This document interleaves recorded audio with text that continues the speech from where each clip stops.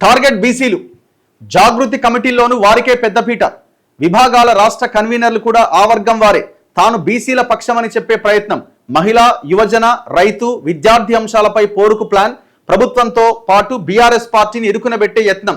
ఆమె వెరీ క్లియర్గా ఏదో ఒక పార్టీ పెట్టాలన్న ఆలోచన, వేరే పార్టీలోకి వెళ్ళాలన్న ఆలోచన చేస్తున్నది. సరే, వేరే పార్టీలోకి వెళ్ళడానికి ఆయా పార్టీలు రానివ్వడానికి అంత ఈజీగా ఉంటుందని అయితే నేను అనుకోవట్లేదు. కాబట్టి ఆమె ఆలోచన అంతా కొత్త పార్టీ ఎట్లా పెట్టాలి, ఏ ఆలోచనతో పెట్టాలి. నాకు నిన్న చెప్తున్నారు, ఎవరు మన రమ్యారావు గారు చెప్తున్నారు, ఆల్రెడీ ఆమె పార్టీ పేరే రిజిస్ట్రేషన్ అయిందని. మరి పేరేంటి మేడం అంటే ఆమె పేరేందనేది చెప్తలేరు. ఇప్పుడు ఈమెకు బీసీలు గుర్తొచ్చారు. ఎవరికి? కవితకు. సడన్గా ఎందుకు?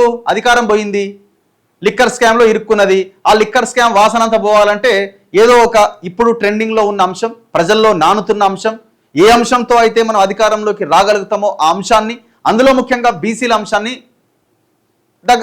తీసుకొని మాట్లాడుతున్నాను. అసలు ఏం అర్హత ఉన్నది బీసీల అంశం గురించి మాట్లాడడానికి? నువ్వు కొల్లగొట్టిన భూములు బీసీలే లేవా?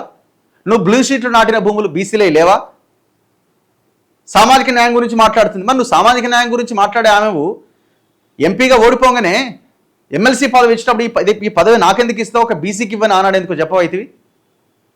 ఆనాడు ఎందుకో చెప్పలే? 10 ఏళ్ళు తండ్రి అధికారంలో ఉన్నప్పుడు అధికారాన్ని అంతా అనుభవించి, దందాలు చేసి, భూములు కబ్జాలు పెట్టి, బ్లూ షీట్లు నాటి, బౌన్సర్లను పెట్టి జనాన్ని కొట్టించి, ఇప్పుడు నేను బీసీలకి పెద్దపీట వేస్తున్నా అంటే, నీ జాగృతిలో బీసీలకి పోస్టులు ఇస్తున్నా అంటే అది ఇంకో పెద్ద గొప్ప విషయమా? మీరు అధికారంలో ఉన్నప్పుడు, వడ్డించే ప్లేస్లో ఉన్నప్పుడు మీరు బీసీలకు ఏం చేశారు దయచేసి చెప్పండి ఆన్సర్. అప్పుడు ప్రజలకి క్షమాపణ చెప్పి ముక్కు నేలకు రాసి బీసీల మూమెంట్, బీసీల గురించి మాట్లాడండి. అంతవరదాకా మీకెక్కడ అర్హత? మీకేం అర్హత ఉన్నది? మీ కుటుంబంలో ఎవరికీ అర్హత లేదు. అంత దొంగ లెక్కలే, అంత దొంగచాటుగా ఎట్లా ఏ రకంగా మళ్ళీ బీసీలను మోసం చేసి మళ్ళీ ఫోర్ ఫ్రంట్లో ఉండాలన్నది వీళ్ళ ఆలోచన వెరీ క్లియర్గా. ఇప్పుడు పూలే విగ్రహం గుర్తొస్తుంది, మహిళా రిజర్వేషన్లు గుర్తొస్తాయి, బీసీ మూమెంట్ గుర్తొస్తుంది.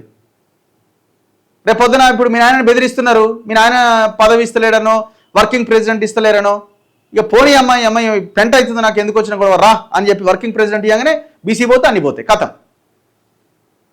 ఎవరికి చెప్తారే డ్రామాలన్నీ? 10 ఏళ్ళుగా చూసి జనం. రాష్ట్రంలో జనాభా పరంగా బీసీ జనాభా ఎక్కువ, వారిపైనే కల్వకుంట్ల కవిత ఫోకస్ పెట్టారు. బీసీ వర్గాలకు మరింత చేరువ కావాలని పక్కా ప్రణాళికలు రూపొందించారు. ఇప్పటికే ఆయా వర్గాలకు దగ్గరయ్యేందుకు రిజిస్ట్రేషన్లు, పూలే విగ్రహం ఏర్పాటు అంశాలపైన గలం వినిపిస్తూ మరోవైపు ఉద్యమ కార్యాచరణతో ముందుకు సాగుతున్నారట.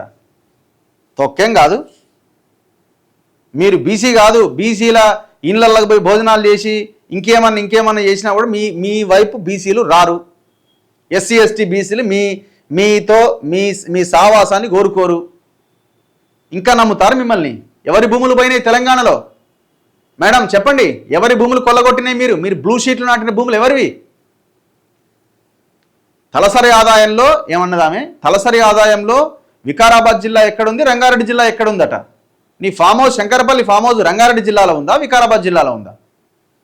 తలసరి ఆదాయం ఎట్లా పెరిగింది? నీ ఫామ్ హౌస్ కూడా అందులో తలసరి ఆదాయంలో క్యాల్కులేట్ అయి ఉన్నది.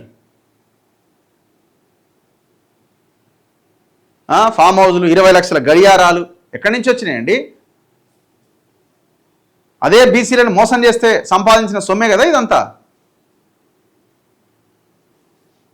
మీకు ఆ పదం ఎత్తే అర్హత కూడా లేదు మీకు.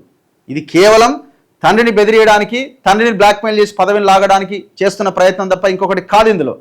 సరే, ఆమె గట్టిగా నిలబడుతుంది పదవి కోసం, లేకపోతే ఇంకో పోస్ట్ కోసం మొండిగా పనిచేసుకుంటూ వెళ్తుంది. కానీ మీకు మనసులో ఉండాలి కదా చిత్తశుద్ధి. మేము ప్రజల కోసం ఉన్నామన్న చిత్తశుద్ధి ఉండాలి కదా. ఆ చిత్తశుద్ధి ఉన్నది అని ప్రజలకు తెలియాలంటే చరిత్ర చెప్తున్నది కదా మీరు ఎట్లా ఉన్నారు, ఏం చేసిరు అన్నది.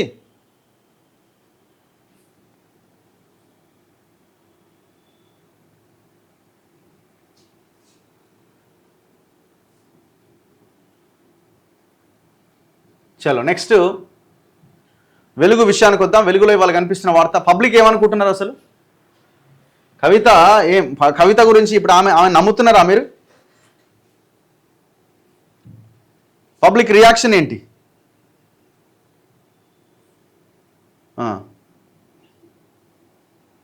మేమే ఇస్తాం వెల్మోళ్ళకి టికెట్లు. Very good. సత్యనారాయణ గారు అంటున్నారు పాపం ఆ కమ్యూనిటీలో అందరినీ కూడా అనాల్సిన అక్కర్లేదు, అందులో కూడా మంచి మంచి వాళ్ళు ఉన్నారు. నేను ఏమన్నా కమ్యూనిటీ మీద తీసుకొస్తే మంచి వాళ్ళు చాలామంది ఫోన్ చేస్తుంటారు, అయ్యో మాకు వాళ్ళ కుటుంబానికి సంబంధం లేదండి మమ్మల్ని అనకండి అని. మేము ఎప్పుడు కూడా కమ్యూనిటీలో ఆయా కమ్యూనిటీస్లో ఉన్న ప్రజల గురించి మేము మాట్లాడడం కూడా ఎందుకు అవసరం లేదు. అందరం కలిసి ఉంటేనే కదా అందరూ అభివృద్ధి చెందేది. ఒకరిని తిట్టడం వల్ల ఒకరిని అనడం వల్ల మనకు వచ్చే ప్రయోజనం ఏమీ లేదు, నష్టమే జరుగుతుందంట. నేను ఇగో నమ్మడం లేదన్న సారా అక్క కవిత దొంగ డ్రామా చూడండి. పాజిటివ్ కామెంట్స్ ఏమైనా ఉంటే పెట్టండి, ఎవరన్నా ఇబ్బంది లేదు, అవి కూడా చదువుతా. ఎవరైనా ఆమె పాజిటివ్గా మాట్లాడుతున్నది, రెస్పాండ్ అవుతున్నది, స్వాగతిద్దామనే వాళ్ళు కూడా పెట్టండి. అన్ని డ్రామాలు ఆడతారు వీళ్ళు. అప్పుడు తెలంగాణ ఉద్యమంలో డ్రామాలు, ఎస్సీ ఎస్టీ బీసీల భూములు మొత్తం మింగేసి ఇప్పుడు ఏదో పదవి కోసం డ్రామాలు. మంత్రివర్గ విస్తరణ ఎప్పుడో ఎంతో చరిత్ర కలిగిన కాంగ్రెస్ పార్టీ ప్రభుత్వం సమాధానం చెప్పాలి. ఆడ సెటిల్మెంట్ అయితే మంత్రివర్గ విస్తరణ దాని గురించి మాట్లాడతారు. కేసీఆర్ గేమ్ లిక్కర్ రాని బేవకూఫ్ వద్దులేగా, బూతులు వద్దు దయచేసి, బూతులు అవసరం లేదు. కాంగ్రెస్ వల్లనే మళ్ళీ ప్రజలు దొంగలను, కోర్స్ అది కూడా కరెక్టే. వీళ్ళు చక్కగా ఉంటే అటువైపు ఎందుకు చూస్తారు? నమ్మకం లేదు దొర, బీసీ పేరుతో అందరూ దొంగ నాటకాలు ఆడుతున్నారు.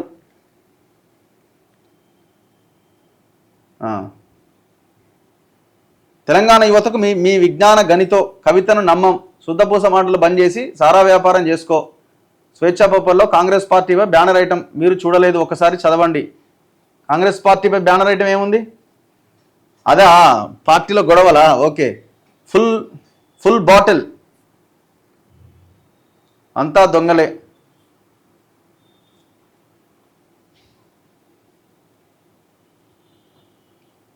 మట్టి దందా నడుస్తుందట, పెద్దపల్లిలో ప్రశ్నిస్తే కేసులు పెడుతురట. ఎంపీగా గెలవడానికి మహబూబ్ నగర్లో ఇల్లు కడతా అని మాట్లాడిండు, ఇప్పటి వరకు కూడా తెలియదు. మట్టి దందా నడుస్తుంది పెద్దపల్లిలో. కాలోజీ టీవీ ఓనర్ని కొట్టించింది. అవును, ఆనాడు మనమే కదా మాట్లాడింది. ఈమె ఎవరిని కొట్టియలేదు, అందరినీ కొట్టించింది. ఆయన బీసీలని కాదా మీరు కొట్టించింది? అసలు నీ జాగృతిలో ఎంతమంది బీసీలని నీ జాగృతి నుంచి అవతలకి నెట్టేసినావు అది చెప్పు. Raghu sir please initiate new political party with all అట. వాళ్ళు రాజకీయాలు చేసేవాళ్ళు, రాజకీయ పార్టీలోకి వెళ్ళే వాళ్ళు రాజకీయాలు చేస్తారు. మనము రాజకీయ నాయకులను తయారు చేద్దాం, ప్రజల్లో చైతన్యం తీసుకొచ్చే ప్రయత్నం చేద్దాం. సో మన పని మనం చేద్దాం, ఎవరు చేయాల్సిన పని వాళ్ళు చేయాలి. ఫోన్ కాల్స్ తీసుకోన్నా రోజుకు ఒక 5 అయినా సరే తీసుకుందాం. ఫోన్ కాల్స్ తీసుకోవడం వల్ల ఏమవుతుందంటే రిపీటెడ్గా చేసే వాళ్ళే చేస్తున్నారు. ఇప్పుడు మాట్లాడాలి అనుకున్న ఆయన అదే పనిగా చేస్తున్నాడు, ఆయన కనెక్ట్ అవుతున్నాడు. అసలైన వాళ్ళు కొంతమంది రెగ్యులర్గా చేయాలనుకుంటున్న వాళ్ళు ఈ ఫోన్ కలుస్తలేదు ఇదంతా అవుతుంది అని వాళ్ళు నిరుత్సాహం అవుతున్నారు. సో స్టార్ట్ చేద్దాం మళ్ళీ. Drama to grab power, nothing more. GHMC case, Pemmasani Shravan is brother of Pemmasani Chandrashekhar, Guntur MP TDP అట, richest MP in India. Wow, very good. Okay, వాస్తవం ఇది. ఆయన పెమ్మసాని చంద్రశేఖర్ అంటే ఆయన టోటల్ భారతదేశంలోనే రిచెస్ట్ ఎంపీ అట. ఆయనకు సంబంధించిన ఎవరైనా బ్రదర్ అట. బ్రదర్ అంటే మరి కజినా ఏంది? అఖిల్ చౌదరి చెప్తున్నారు. గతంలో జరిగిన కబ్జాలు రికవరీ చేయరు బ్రదర్, 50-50 పంచుకుంటారు. మీరు ఎవరిని అరెస్ట్ చేయరు, ఏమి చేయరు, మీరు రాసి పెట్టుకోండి. ఎవరిని అరెస్ట్ చేయరు, ఏం చేయరు, ఎక్కడెక్కడ సెటిల్మెంట్ అయిపోయింది. ఫస్ట్ సెటిల్మెంట్ మన సంతోష్ది టానిక్దే. కవితమ్మ దేవత, మీరు అలా మాట్లాడకండి. మేమేమని మీరు దేవతని మీరు అనుకోవచ్చు, కానీ మేము ఆమెను ఏమి తిట్టలేదు. ఆమె తిట్టాల్సిన అవసరం కూడా ఎందుకు తిడతాం? మనం పాలసీ వైజ్ మాట్లాడతాం.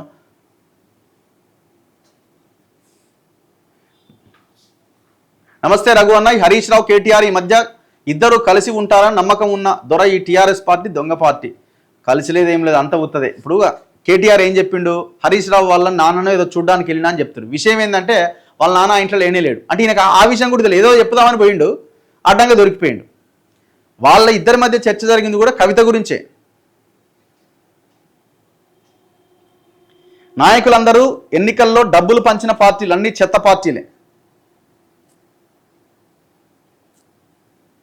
ఒకసారి బీజేపీకి అవకాశం ఇద్దాం, జంగారెడ్డి. సో పబ్లిక్ రియాక్షన్ ఇది.